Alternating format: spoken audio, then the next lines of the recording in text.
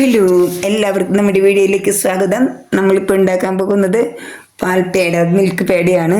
കടയിൽ നിന്ന് വാങ്ങുന്നതിന് പോലും ആദ്യം എവിടെ നിന്ന് കഴിക്കുന്നതിലും അടിപൊളി ടേസ്റ്റിലുള്ള, അതും നല്ല വായിട്ട് അലിഞ്ഞു പോകുന്ന അത്രയും ടേസ്റ്റുള്ള പാൽപ്പേട ഉണ്ടാക്കാൻ പോകുന്നത്.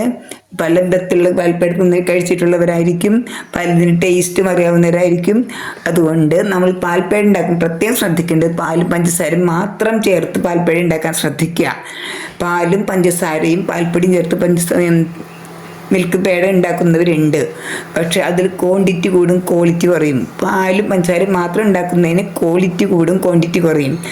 അപ്പോൾ ഓരോരുത്തരുടെ ഇഷ്ടം അനുസരിച്ച് ചെയ്യാം. ഏലക്കപ്പൊടി വേണമെന്നുള്ളവർ മാത്രം ചേർക്കുക.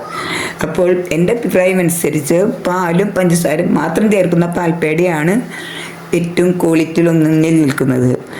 പിന്നെ നമ്മളിത് ഉണ്ടാക്കുമ്പോൾ നോൺ സ്റ്റിക്ക് പാൻ ഉപയോഗിക്കാൻ പ്രത്യേകം ശ്രദ്ധിക്കണം. ഇല്ലെങ്കിൽ ഒരു ഇത്തിരി അടിയിൽ പിടിക്കും.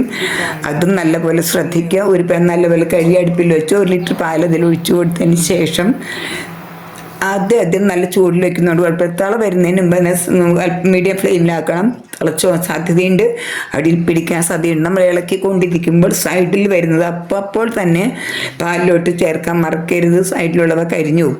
അപ്പോൾ നമ്മൾ ഇളക്കി കൊടുക്കുമ്പോൾ ഇങ്ങനെ ഇളക്കിക്കൊണ്ടിരിക്കാൻ മീഡിയം ഫ്ലെയിമിലാക്കാൻ ശ്രദ്ധിക്കുക. നമ്മൾ ശ്രദ്ധ തെറ്റിയാൽ അടിയിൽ പിടിക്കും, കളർ മാറും, കരിയും. അപ്പോൾ ഇതിലേറ്റവും ശ്രദ്ധിക്കേണ്ടത് ഇതിൽ ഇളക്കുന്ന പരിപാടിയും ചൂടിൻ്റെ പരിപാടി തന്നെയാണ്.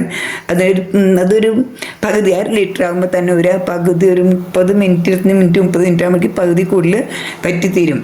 ഓരോ പ്രാവശ്യം സൈഡിലുള്ളതും മുഴുവനായിട്ട് എടുത്ത് പാലിലോട്ട് ചേർക്കാൻ മറക്കരുത്.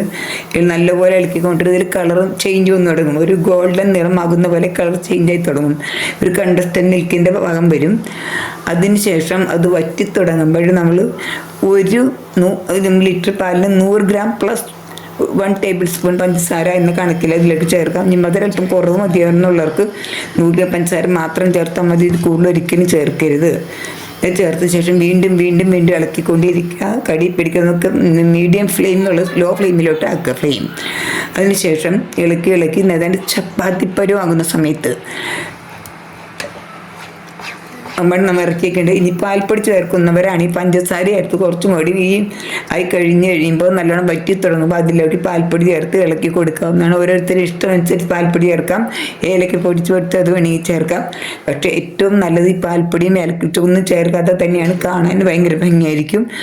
നല്ലപോലെ കുഴച്ച് ചൂടാറുമ്പോൾ നല്ലപോലെ കുഴയ്ക്കുക. ഇത് പാനിൽ നിന്ന് പെട്ടെന്ന് ഒഴുകിപ്പോരുന്നാൽ പോലും പാൽ ഒട്ട് പിടിക്കാത്ത സമയത്ത് ഓടി നടക്കുന്ന സമയമുണ്ട്. ആ സമയത്ത് ഇറക്കി വെച്ചിട്ട് പെട്ടെന്ന് ഒരുപാട് വറ്റിയാൽ ഒരുപാട് ഇതായി കഴിഞ്ഞാൽ ഡ്രൈ ആവും, കട്ടിയാവും, ടേസ്റ്റ് മാറും. അത് ശ്രദ്ധിക്കുക. അതിനുശേഷം നല്ലപോലെ കുഴച്ച് എടുത്തതിന് ശേഷം നമുക്ക് കൊച്ചു ഉണ്ടകളാക്കിയിട്ട് ഇതുപോലത്തെ മോൾഡ് അതുപോലെ പ്രസ് ചെയ്തെടുക്കുക. അല്ലെങ്കിൽ ഉണ്ടകളാക്കിയിട്ട് ടീസ്പൂണിൻ്റെ കട കൊണ്ടോ അല്ലെങ്കിൽ ഏതെങ്കിലും സാധനം ഡിസൈൻ ചെയ്യുകയാണെങ്കിൽ ഡിസൈൻ ചെയ്തതിന് ശേഷം നമുക്കത് ചൂടാറ് ഉപയോഗിക്കാം. ഇത് അടിപൊളി പാൽപ്പേടയാണ്. അതിനാൽ പ്രത്യേകം ശ്രദ്ധിക്കുക. ക്വാളിറ്റിയാണ് ഉദ്ദേശിക്കുന്നവർ എങ്കിൽ പാൽപ്പൊടി സ്കിപ്പ് ചെയ്യാം. ക്വാളിറ്റിയും ക്വാണ്ടിറ്റിയും വേണമെന്നുള്ളവർക്കും ഇത് പാൽപ്പൊടി ചേർക്കുന്നുണ്ട് ഒരു വിരോധമല്ല. പാൽപ്പൊടി ചേർക്കാം. രണ്ടും ഉണ്ടാക്കിയതിന് ശേഷം ടേസ്റ്റ് മനസ്സിലാക്കുക. എല്ലാവരും വീഡിയോ കാണണം. ഇതുപോലെ ഒന്ന് ഉണ്ടാക്കി നോക്കി പാൽപ്പേട ഉണ്ടാക്കി നോക്കണം. സബ്സ്ക്രൈബ് ചെയ്ത് ലൈക്ക് ഷെയർ ചെയ്ത് എല്ലാവർക്കും ഷെയർ ചെയ്ത് നിൽക്കുക. എല്ലാവരും കാണാൻ ശ്രമിക്കുക. അടുത്ത വീഡിയോ കാണുന്നവരെ സ്നേഹം.